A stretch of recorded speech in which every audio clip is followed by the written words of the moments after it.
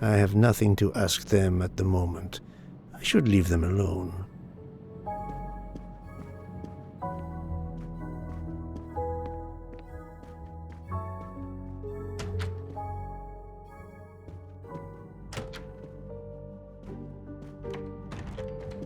Good evening, Fräulein Schmidt. May I disturb you for a moment? You asked so politely, mein Herr, but I do not think I have a choice.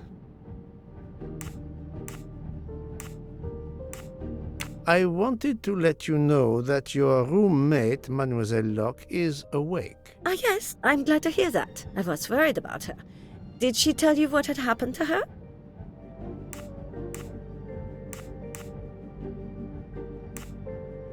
Unfortunately, she doesn't remember much, but we found a residue of a sleeping pill in her cup of tea. Since you two were alone together in your room when she drank it, who else but you could have dragged her? Must I point out I do not make the tea on this train? You should question the conductor or the kitchen staff.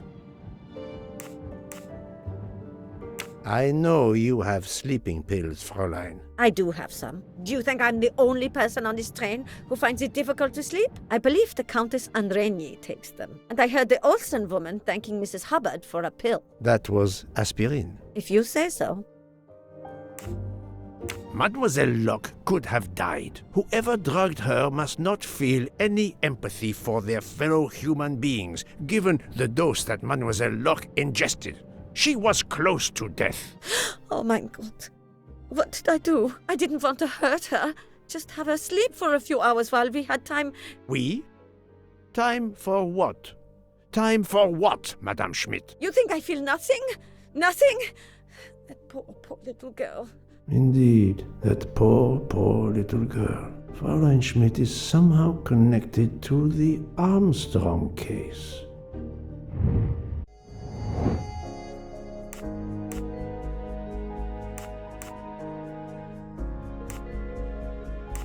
I must admit I'm not right this time. I'm right again. That happens to me a lot. Fräulein Schmidt, I have a certain reputation for sniffing out... I am not a murderer. Forgive me, but I was going to say brilliant chefs. You were the Armstrong family's cook, were you not? But... yes. I was the cook of that lovely, lovely family. I'm sorry, but I must ask you to give me some time to collect myself. It wasn't supposed to be like this, my darling, my poor darling child. I will give you that time, Fräulein. You have given me much more in exchange. I must check in with my other suspects to make certain I have all the pieces of the puzzle in my possession.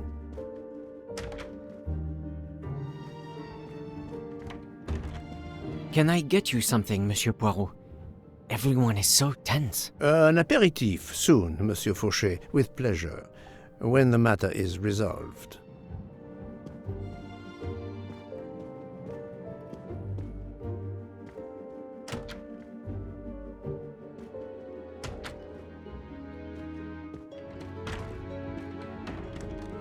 You're right, Mr. Book. This dessert is delicious. I'm glad we didn't wait for dinner. I promise the entrée will be superb as well. Detective Locke, you are recovering well, I see. Yes, I should be helping with the investigation. Do you know who drugged me? It is early yet for conclusions. When I return, then we shall see. Do not worry, Poirot.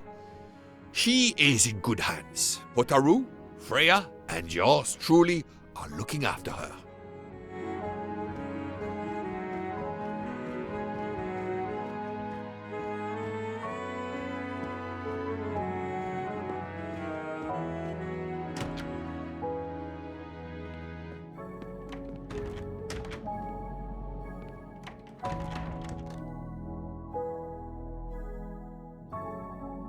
Good evening, Michel. Am I bothering you?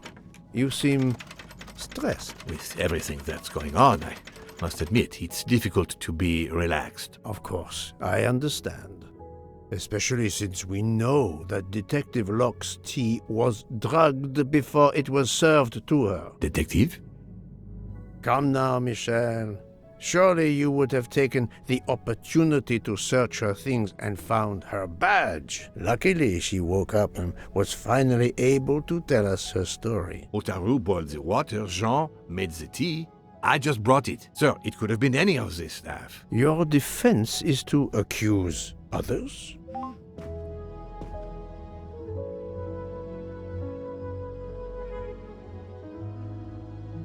You have a network connection? No, unfortunately. It's just an automatic reminder to pay my rent. I always forget, and my landlord complains. Pierre Michel had to be involved in the murder. The drugged tea, his post at the end of the hall, and now I know why I know more than one of those people on the screen.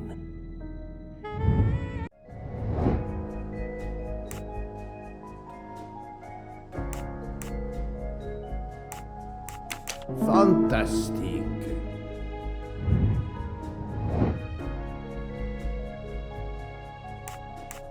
Brilliant.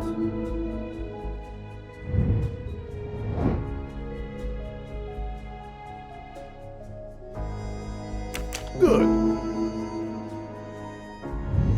That's the right answer. You are the father of Suzanne Moreau, Daisy Armstrong's nanny. My condolences on the death of your wife. What? But my wife... Enough lies. Suzanne does not bear your name? No. Suzanne's mother and I were divorced. Suzanne kept her mother's name. My most sincere condolences, Monsieur Michel, on the deaths of Suzanne and your wife. This job, I loved them, but I was never there for them. Then, a year after the divorce, Solange became ill. Suzanne took her to this special hospital in the US. Got that job as Daisy's nanny. I understand your pain, and the reason that led you to drug Detective Locke. We really can't hide anything from you, can we? Many have been foolish enough to try and keep the truth from Hercule Poirot. Yes, I admit, I drugged the tea. But it was only to keep her quiet, until I could... But she reacted so much to the sleeping pills. She was lucky, as are you, that she didn't die. To be frank, there is one more thing that puzzled me, but I think I understand now.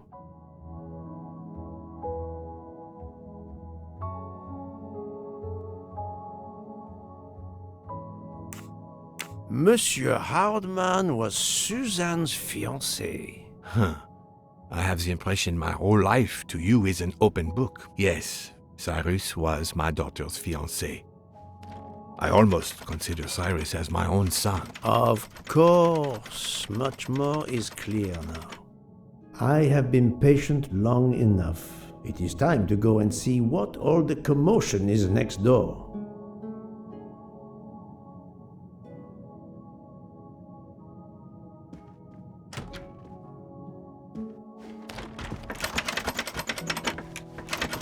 Monsieur Hardman, excellent. The gods who watch over detectives must have trapped you here. Why didn't they watch over me? I'm a detective too. I was talking to Michelle about a leaky faucet, and I wanted to go out, but you showed up. No need to invent some preposterous story. But really, Michel has told me everything. You are the fiancé of Suzanne Moreau, his daughter. Oh. I see. Surely this is not a big surprise to you. No. Suzanne was the only woman I ever loved. And I failed her. We got into a spat. It was nothing, but I was too proud to apologize. We weren't speaking at all. Suzanne never really cared for that guy Noah. She would have forgiven me. If only. If only. If only. A common refrain between lovers who quarrel. Obviously, Pierre Michel and Fräulein Schmidt both drugged Detective Locke's tea, causing the overdose. No wonder she had so much trouble waking up. Time to report my findings to her and Book.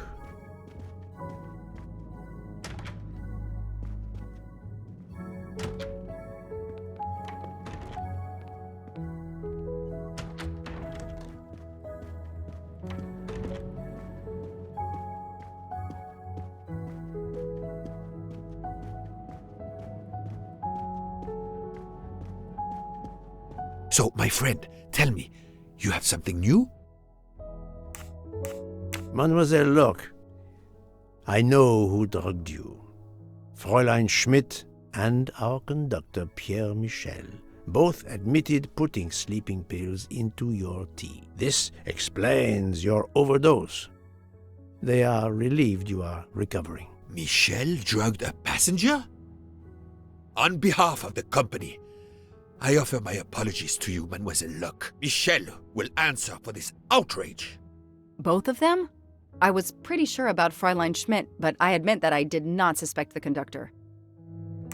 I have uncovered multiple connections with the Armstrong case. Pierre Michel is the father of Suzanne Moreau, little Daisy's nanny, and Monsieur Hardman was Suzanne's fiancé. As for Hildegard Schmidt, she was the cook of the Armstrong family. What a coincidence, don't you think? But it's incredible!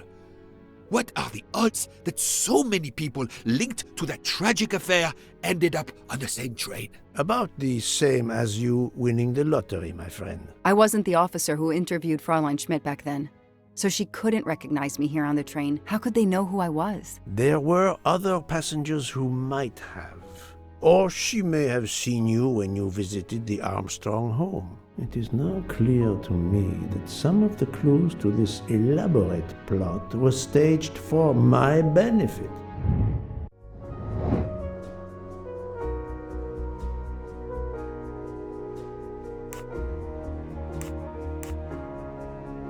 This is wrong, but I'm never far from the truth.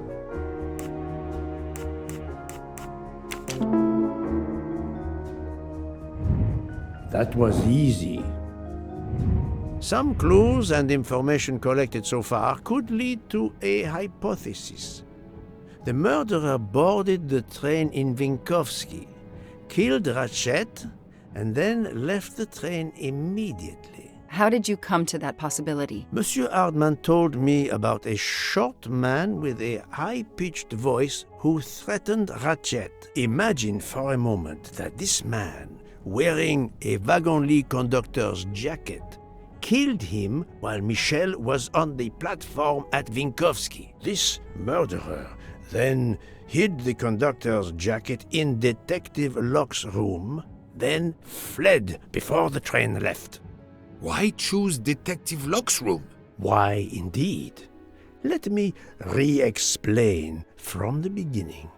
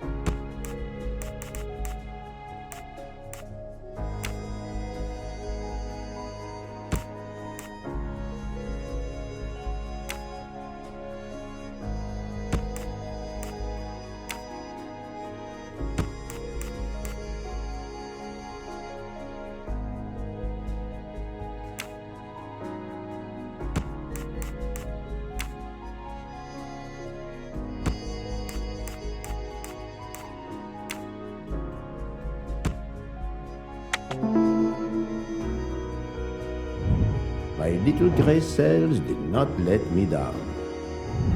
Mon Dieu! Oui! That must be it! Everything fits so well! It fits too well, my friend. Other clues lead to a second hypothesis, much more plausible.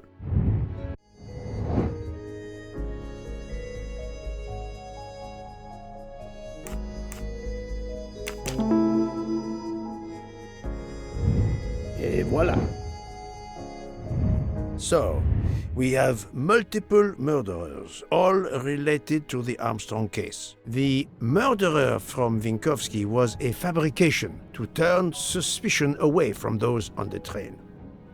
They expected the investigation to be led by some small-town official who could easily be misled. Mr. Poirot? Detective Locke, forgive me.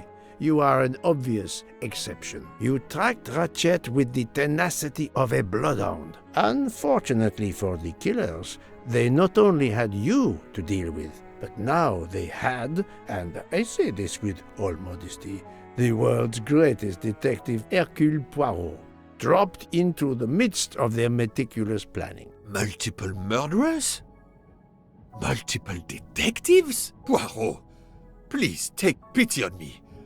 Who is linked to this case and who is not? My poor friend, I have gone speeding out of the station without you. I will continue.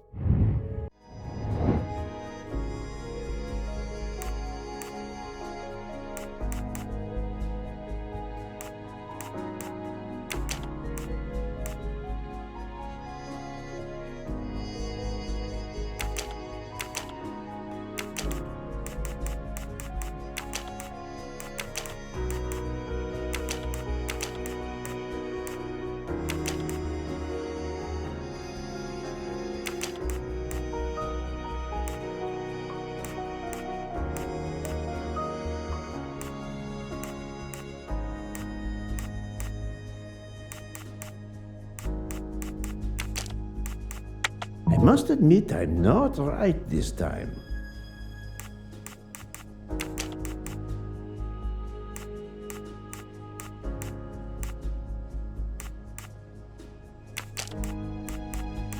This is wrong, but I'm never far from the truth.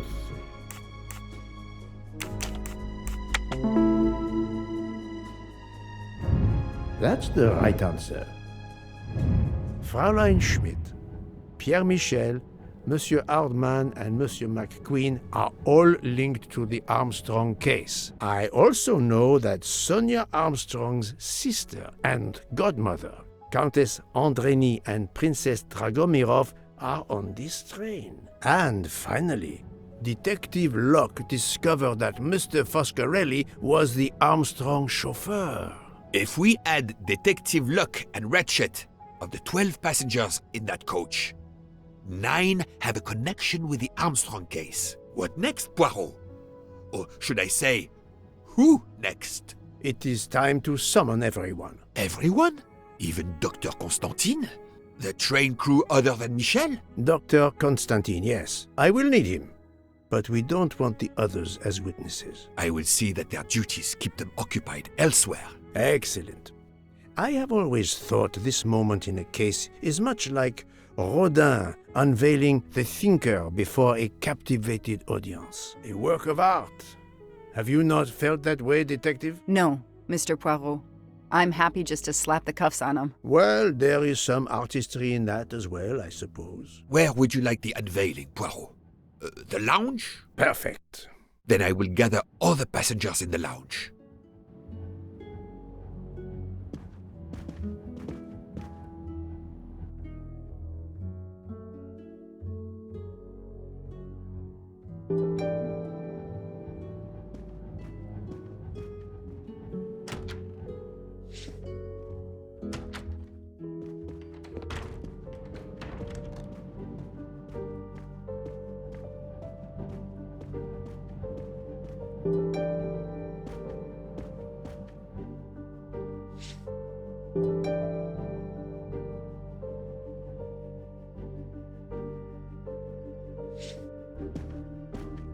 Monsieur Bouc, are the train crew locked in their quarters? Yes, they are. Then the stage is set for the final act.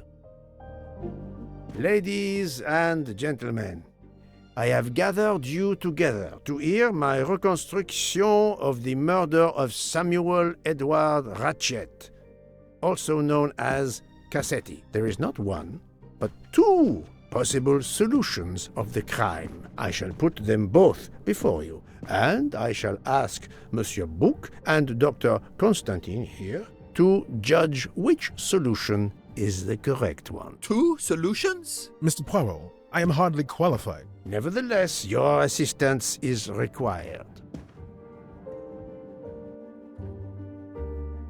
Now, you all know the facts of the case. Ratchet was found stabbed to death this morning. He was last known to be alive at 12:37 a.m. last night, when he spoke to the wagon-lit conductor through the door. His watch was found to be badly dented, and it had stopped at 1:15. Dr. Constantine, who examined the body, puts the time of death as having occurred between midnight and 2 in the morning. At half an hour after midnight, as you all know, the train ran into a snowdrift. After that time, it was impossible for anyone to leave the train. So, here is my first theory. The enemy, as Ratchet expected, joined the train at Vinkovsky by the door left open by Captain Arbuthnot and Monsieur McQueen, who had just descended to the platform. He was equipped with a wagon-lit jacket, which he wore over his ordinary clothes, and a pass key which enabled him to gain access to Ratchet's compartment in spite of the doors being locked. Ratchet was under the influence of a sleeping draught. This man stabbed him with great ferocity, 12 wounds in all. He left the compartment through the communicating door to Madame Hubbard's compartment. Yes, that's so. Scared me half out of my wits. The murderer thrust the dagger he had used into Mrs. Hubbard's handbag in passing.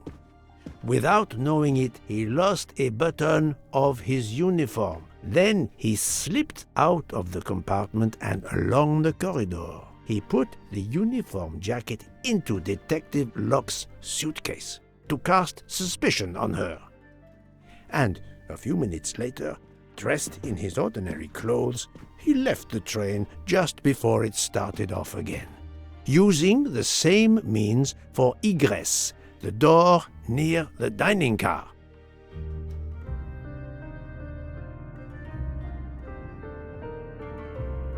That is the first hypothesis.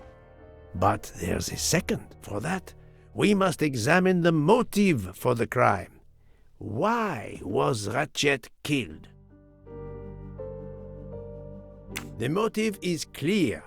Revenge, of course. Nothing was stolen, and we know that Ratchet had made many enemies. This was a premeditated crime, meticulously planned.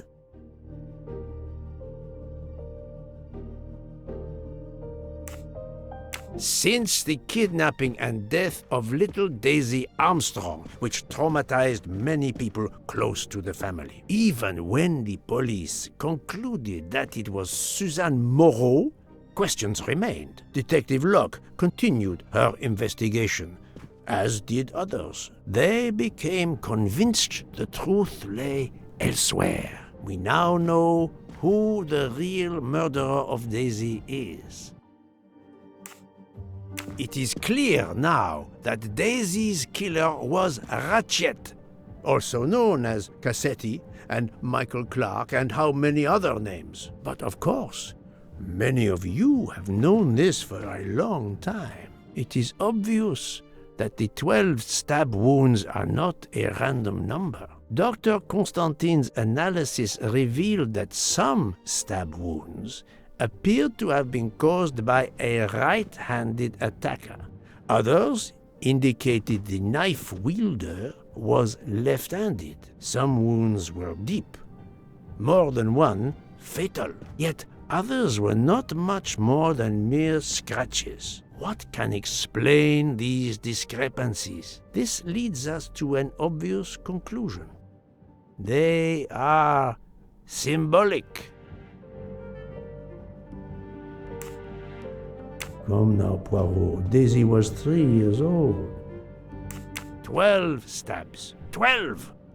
The same number as a trial jury in the United States. But not just a jury of 12 members condemning him to death, but 12 executioners as well. This self-appointed jury had meticulously planned for everything except Snow. snow.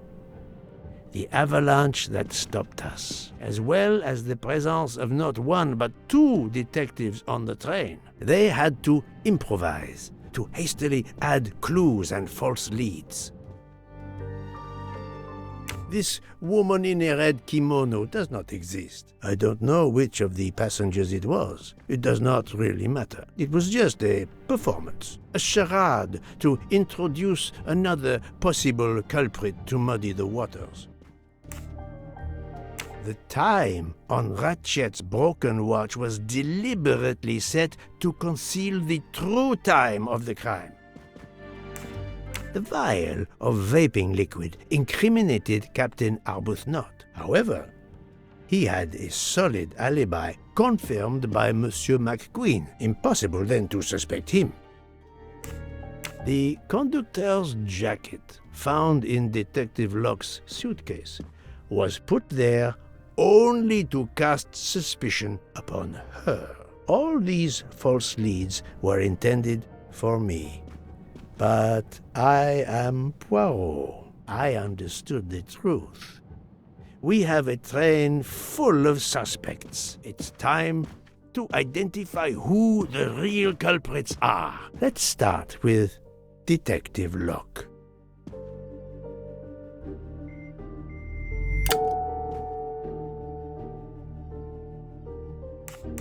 Unfortunately, the fact that she is a police detective does not prove that she is innocent. Planting the conductor's jacket in her suitcase was an attempt to implicate Detective Locke, but she couldn't fake her drugged condition.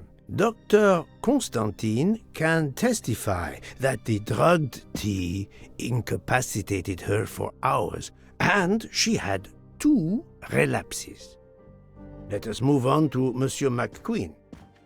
When I told him about Cassetti, he looked very surprised that I managed to make the connection between him and the Armstrong case. He told me, "But I thought we had..." I think he meant...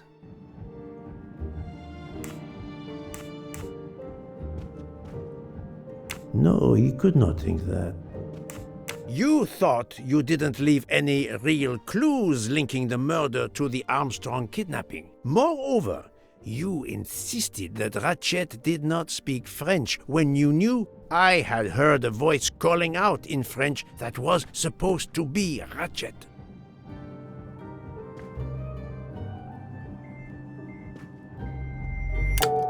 I do not think that's the right answer.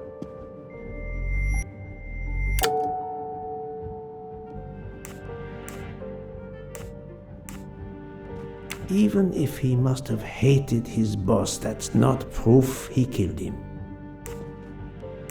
No, although I think he was the one who put the photograph in Ratchet's room to send him a last message before he died, I cannot prove it.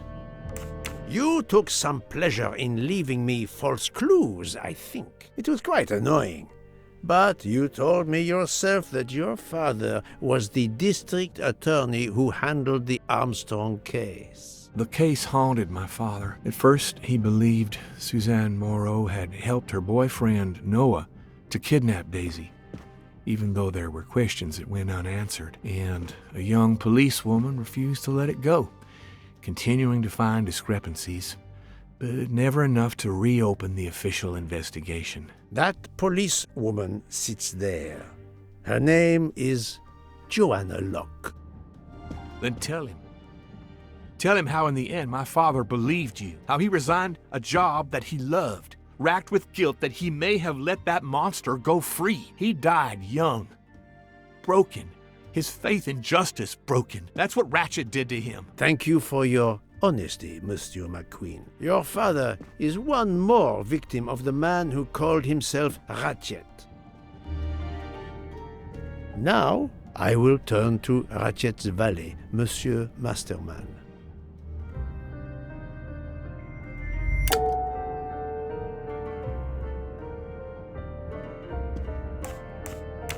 Ratchet sensed danger close to him and naturally wanted to stay awake. You gave him sleeping pills without his knowledge. Once he was sound asleep, you could do what you had to do in peace. Sir, I'll tell you the truth. I was Colonel Armstrong's adjutant in the war, sir, and afterwards, I was his valet in New York. I'm afraid I concealed the fact this morning. It was very wrong of me, sir, but I knew how suspicious it would look. Is that all you have to say? That's all, sir. Now, to leave no suspicious stone unturned, let us move on to Monsieur Book. What? Me? A suspicious stone?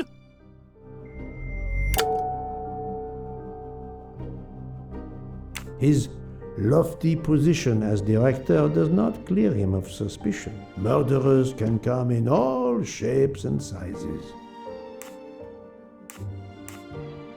Book, my friend, of course you are not guilty. You did everything you could to get me on this train. What madness would cause you to ensure, and I speak with all modesty, that the best detective in the world could be present to witness your crime? But doesn't our friendship count as well? Most assuredly, but a murderer can wear all sorts of masks, including friendship. Let us consider our ever-efficient wagon-lit conductor, Pierre Michel.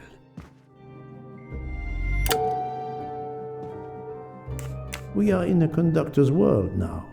No one would know better how to use his knowledge of the train and its passengers to commit murder. But that isn't proof. No, that is his motive. I need real, tangible proof. Your admission that you drugged Detective Locke immediately incriminates you. But the murder could not have been possible without your very capable assistance. Your knowledge of train procedures made the murder possible, and your position in the corridor of the train allowed you to be the perfect alibi for several passengers. And your motive? Suzanne Moreau, Daisy Armstrong's poor nanny, who was wrongly accused and committed suicide, was your daughter. C'est enfoiré. He got what he deserved. My poor daughter has finally been avenged. My Suzanne. My child. Let's move on now to Monsieur Hardman, one of 3 detectives on this train.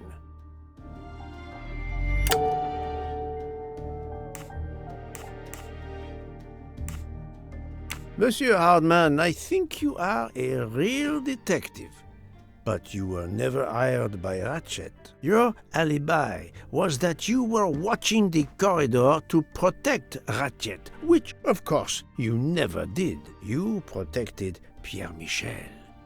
However, we just saw that his alibi doesn't hold up, so neither does yours. I don't know about the conductor. Being Suzanne's fiancé, you had a substantial motive to punish Ratchet. You used your detective skills, just as Detective Locke did, to hunt him down and finally avenge the death of your beloved. That's right, Mr. Poirot. I do have some detective skills. I never doubted it. Now, Fraulein Schmidt, the lady's maid with the soul of a cook.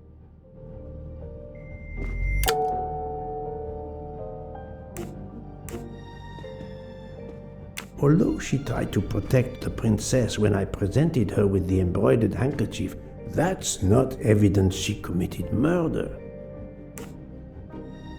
Fraulein Schmidt, you told me of your remorse for drugging Detective Locke. I believe you are sincere. However, as the cook of the Armstrong family, you experienced the drama from within. The death of Daisy, then Sonia Armstrong, who died in childbirth, and finally, Suzanne and John Armstrong.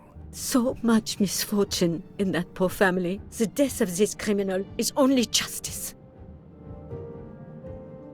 Let us move on to Countess Andrény. I was impressed by the earnestness of her husband when he swore to me solemnly on his honor that his wife never left her compartment that night. Should I believe it?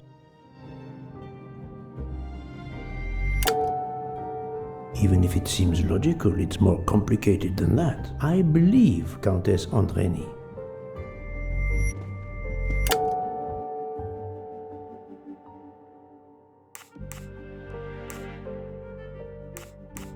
Countess Andrény is young and fit, physically quite capable of stabbing Ratchet. The problem must be somewhere else. On the contrary, this fact gives her a motive for murder. Countess Andrény, being Sonia Armstrong's sister, you had every reason in the world to want to avenge her. But you were incapable of stabbing someone, even after what he had done to you and your family. The night of the crime, you simply took a sleeping pill. I appreciate the irony that nearby, Detective Locke was also in a drugged sleep. When you awoke, you thought the nightmare was over. Rudolph? Hush, my love. Hush. Excellent transition. I was coming to you, Count Andrény.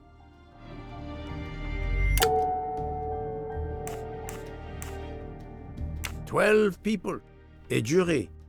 This was very important to all of you. If Countess Andrény did not stab Ratchet, someone had to take her place. And you, Count, the beloved husband. I've seen how fiercely you love and protect your wife. Enough! I would do anything for Helena. Anything. Even that. Yes, even that. Let's move on to Monsieur Foscarelli.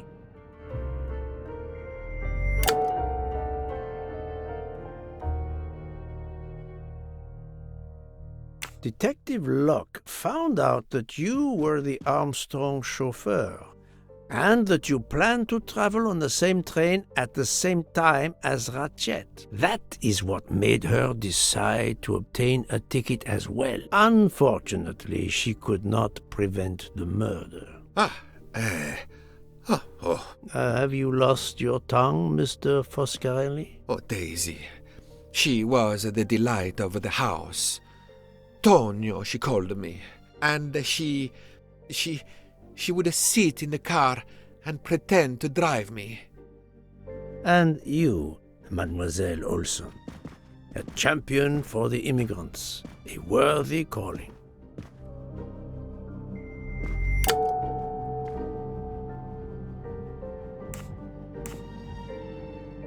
Mademoiselle Olson, you supported Madame Hubbard's story about her connecting door latch, a story that I later demonstrated to be impossible. So, you deliberately lied to me, and you also lied about Mademoiselle Debenham's whereabouts.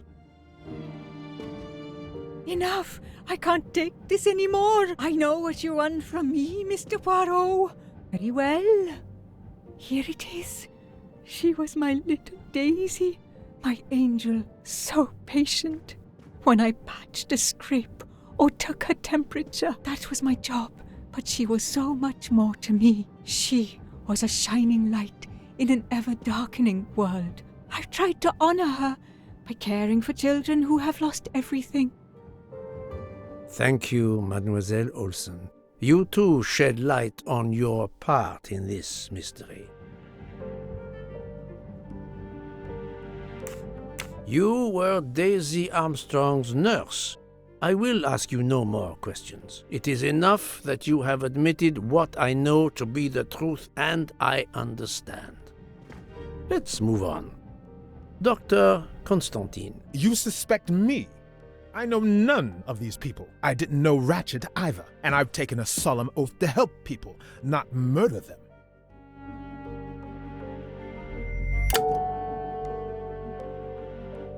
It's true that doctors take the Hippocratic Oath, but that is not enough to exonerate Dr. Constantine. You are one of the few people in this room not to have any connection with the Armstrong case. Moreover, your alibi is confirmed by Monsieur Bouc, whom I would trust with my life. That is very kindly said, my friend. We now come to Mademoiselle Debenham and Captain Arbuthnot, whose relationship was not in doubt from the moment I inspected your room at the hotel. You have a bloody nerve. Indeed, I do. We're getting married. Congratulations. But I would rather talk about your relationship to John Armstrong.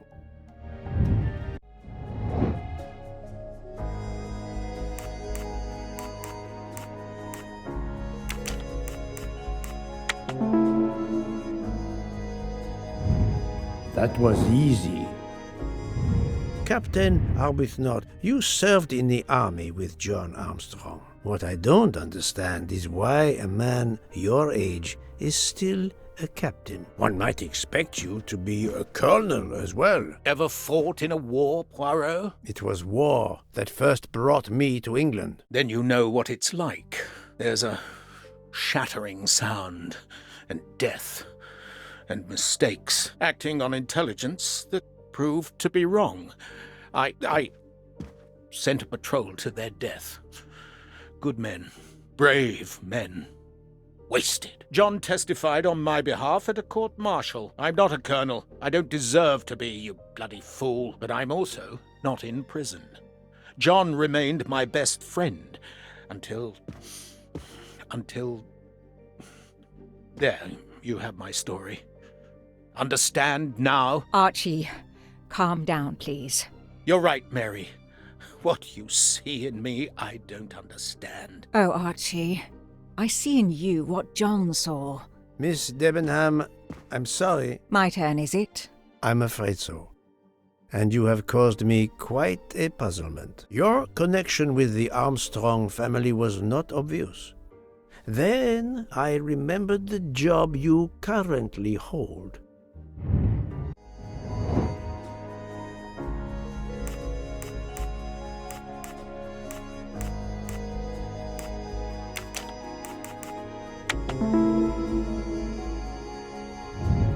Et voilà. You were the teacher of... No, she was the teacher of Countess Andrény.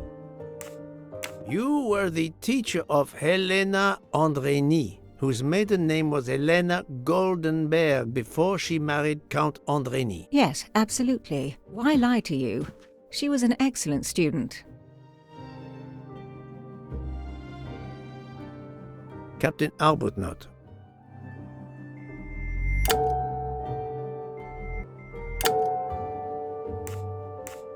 No, his vial found at the crime scene was a decoy. You had one of the strongest alibis, thanks to Mr. McQueen. But his testimony melted like a snowflake. There went your alibi. Poof! Unless you have another one. As for you, Mademoiselle Debenham,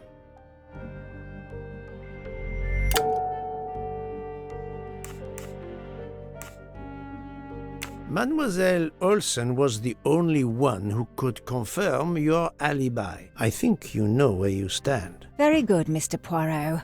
Are you satisfied? I will be soon.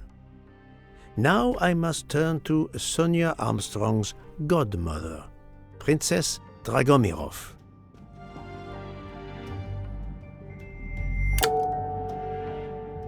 Princess Dragomirov, you weren't on my list of suspects at the start, given your social position. I left my social position in a cold country. Do you object to being addressed as Princess? I deny people the opportunity. It makes a good story to tell their friends. It also guarantees a good table in the best restaurants. Princess, there is also, forgive me, your extreme physical fragility. It does not stop me when I must be strong. Indeed.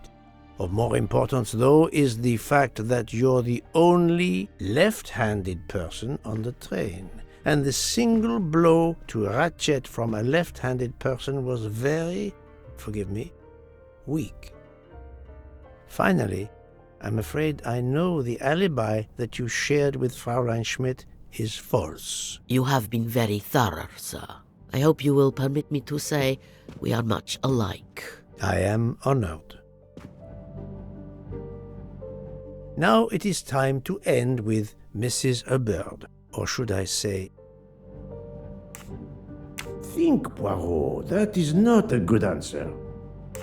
Linda Arden.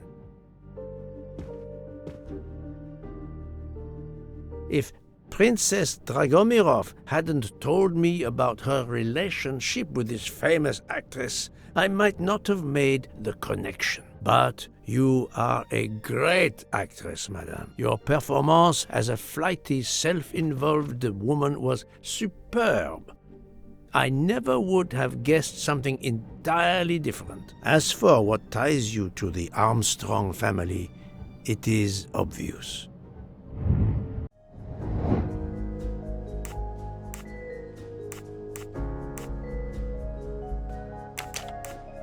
This is wrong, but I'm never far from the truth.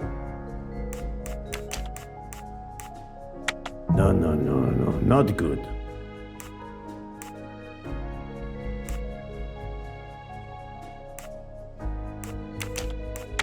Think, Poirot, that is not a good answer.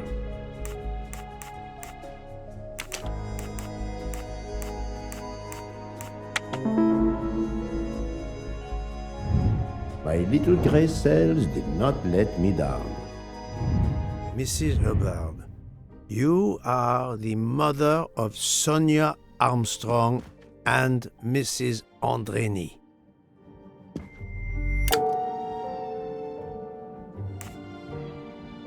The fact that Mrs. Hubbard has direct access to Ratchet's room is no accident, but it does not incriminate her directly. Madame Hubbard, you really are a remarkable actress. You put so much effort into your character and into staging the murder. I saw it as a perfect mosaic, each person playing his or her allotted part, so carefully arranged that if suspicion should fall on any one person, the evidence of one or more of the others would clear the accused person and confuse the issue. Everything was meticulously planned. But you hadn't expected that Detective Locke and I would be on this train, and the avalanche would block it on the night of the murder. You had to improvise. But again, improvisation would be another of your skills as an actress. So you came up with the story that the latch on the door that communicated with Ratchet's compartment was hidden by the handbag. I always fancied myself in comedy parts. That slip about the sponge bag was silly. Shows you should always rehearse properly. You know all about it, Mr. Poirot. You're a very wonderful man, but even you can't quite imagine what it was like. That awful day, I was just crazy with grief. So were the servants. We decided then and there that the sentence of death that Ratchet had escaped had got to be carried out. There were 12 of us, or rather 11. Suzanne's father was over in France, of course. First we thought we'd draw lots as to who should do it, but in the end we decided on this way. It was the driver, Antonio, who suggested it. Mary worked out all the details later with Hector McQueen. It took a long time to perfect our plan. We first had to track Ratchet down. Hardman managed that in the end. Then we had to try and get Edward and Hector into his employment. Well, we managed that. Then we had a consultation with Suzanne's father. Captain Arbuthnot was very keen on having 12 of us. He seemed to think it made it more orderly. He didn't like the stabbing idea much, but he agreed that it did solve most of our difficulties. Well, Suzanne's father was willing. Suzanne had been his only child. We knew from Hector that Ratchet would be coming back from the east sooner or later by the Orient Express. With Pierre Michel actually working on that train, the chance was too good to be missed. My daughter's husband had to know, of course, and he insisted on coming on the train with her. Hector wrangled it so that Ratchet selected the right day for traveling when Michelle would be on duty. And then, at the last minute, you came. For the rest of the story, you worked out everything, Mr. Poirot. You were right about all of us. What are you going to do about it? If it must all come out, can't you lay the blame upon me, and me only? I would have stabbed that man 12 times willingly. It wasn't only that he was responsible for my daughter's death, and her child's, and that of the other child who might have been alive and happy now. It was more than that. There had been other children kidnapped before Daisy, and there might be others in the future. Society had condemned him. We were only carrying out the sentence, but it's unnecessary to bring all these others into it, all these good, faithful souls. You are a director of the company, Monsieur Bouc. What do you say?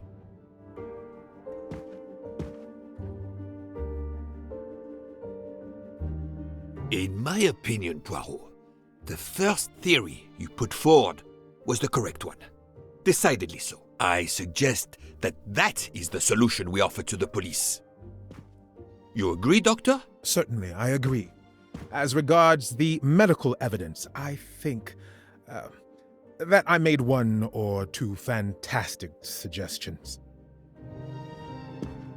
Then, having placed my solution before you, I have the honor to retire from the case.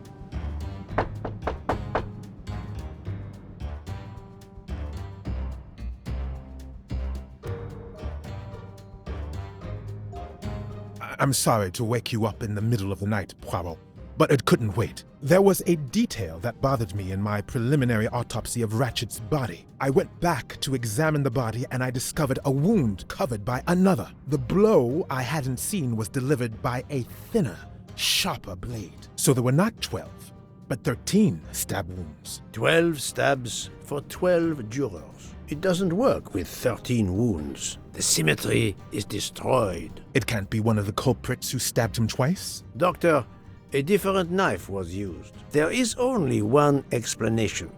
Somehow, some way, there is a 13th murderer on this train. We must tell Bouc.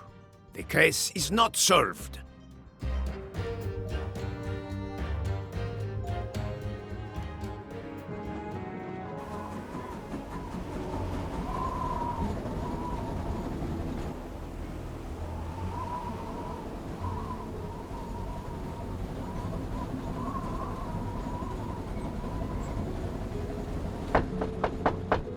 Please, come in. Ah, Bouc. I see we are moving at last. Yes. The way was finally cleared while we slept. If all goes well, we will arrive in Venice this evening. The train will be there for several hours for refueling and reprovisioning. What do we do with the 13th murderer? Do you have a lead? I thought about it. There is one clue that was left aside in my investigation. The diary I found in Ratchet's safe mentioned an appointment in Venice. Someone with the initials A.W. He will never keep the appointment. But there should be enough time. I must try to keep that appointment for him.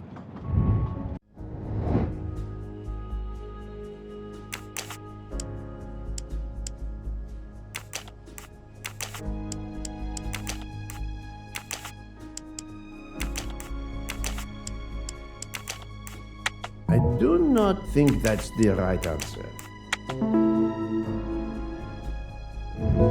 I'm right again. That happens to me a lot.